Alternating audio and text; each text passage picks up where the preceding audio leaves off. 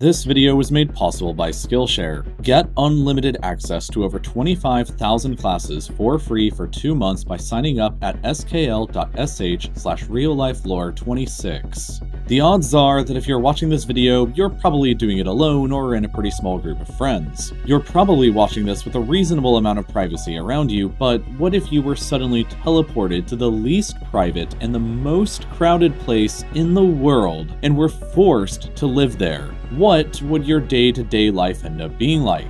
Currently, the most dense concentration of people you can find anywhere in the world is here in Mumbai in the Dharavi Slums. 700,000 people live here, packed together into just 2 square kilometers, which would be like shoving the entire population of Alaska down into just 2 city blocks. Life in Dharavi is harsh, but it's not the most crowded settlement in human history, and therefore it's not where you're getting teleported to. As recently as 1993, the title of the most crowded place on Earth belonged to a tiny-sized settlement in Hong Kong known as the Kowloon Walled City. With nicknames like the City of Anarchy and the City of Darkness, you know that it's about to get pretty wild, but before we get too crazy here, you need to first understand this. The population density in New York City is only 10,431 people per square kilometer. The density of people in Dharavi is more like 277,000 people per square kilometer, over 26 times more dense than New York. Kowloon Walled City, on the other hand, was more like 1.9 million people per square kilometer, 182 times as densely packed together than even New York. The city occupied a space of only 6.5 acres, or roughly the same as 4 football fields, but was home to as many as 50,000 people living there. To put it in another way, imagine that you live in a comfortable 1,200 square foot home all by yourself.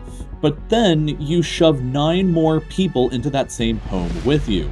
Further, imagine that your home is merely one unit of a 14-story building, and every other unit in that building is just as full as yours. Then imagine hundreds of those buildings all crammed together into just those 4 football fields of space. In fact, if every single person in the world lived as closely together to one another as the people did in the Walled City, the entire human species would be capable of living and working together in just Rhode Island. But what would it actually be like for you to live in such a horrifically crowded place? The street level of the Walled City was full of dentist and doctor offices without any official operating licenses, so you'd always have to just take your chances with a random person who was claiming to be a dentist anytime that you wanted to get your teeth checked. It could have been pretty good, or it could have been some rando off the street who decided 2 hours ago that he was now a dentist. Restaurants routinely offered dog meat as a tempting alternative to normal food, all without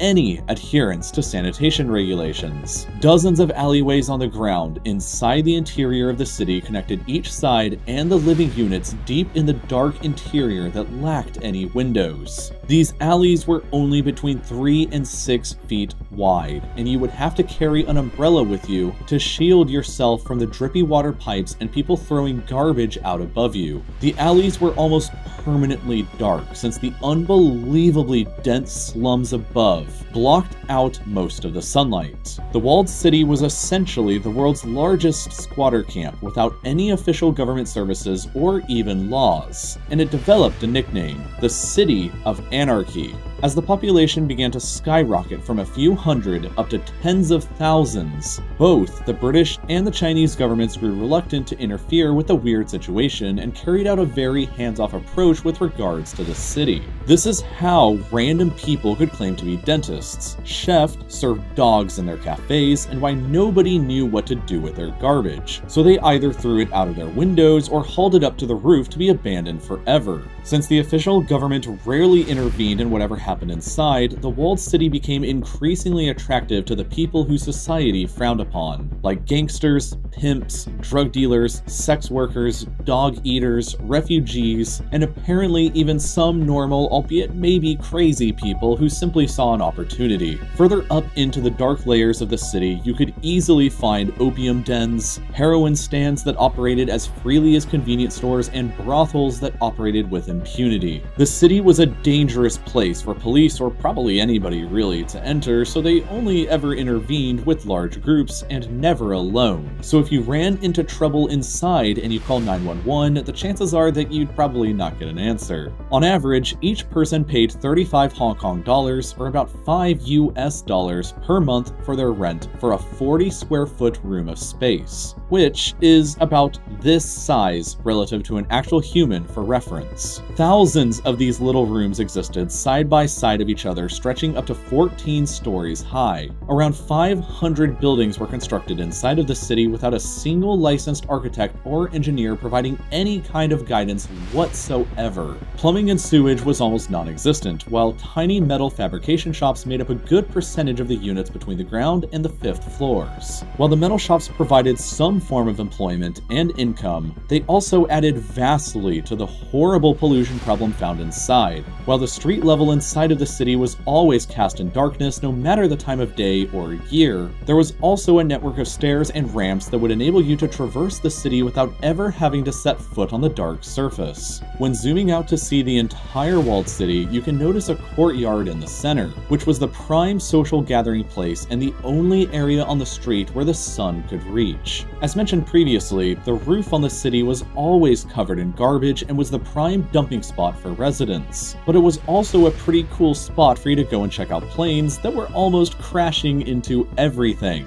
You see, the walled city was located only half a mile away from Kai Tak Airport, and planes landing there would routinely fly just over the city before landing, which contributed to enormous noise pollution. The camp was originally built out across the ancient walled city's borders on the street level, but as space ran out on the ground and more people were coming in all the time, they began building structure after structure on top of those old ones. The residents realized, though, that building higher than 14 stories could result in the airplanes that were landing over at Kai Tak to collide and kill all of them instead, so yeah, nobody ever built anything above that. Life inside was dark, dirty, cramped, loud, and often violent. But a lot of people seemed to actually enjoy it since it kept attracting more and more people over the years. Your life inside would be guaranteed to be radically different from the life you know now, because there isn't really any place on the earth that's quite like what the Kowloon Walled City was like. Unfortunately, you no longer can visit unless you have a time machine, because the city was finally demolished by the Hong Kong government in 1994 after it became just too awesome for them to handle. All that we have left of the city today is a really lame park where it used to stand, but we thankfully have a lot of amazing photographs that people took of it back when it used to exist, like these that give you some kind of sense of what it used to be like.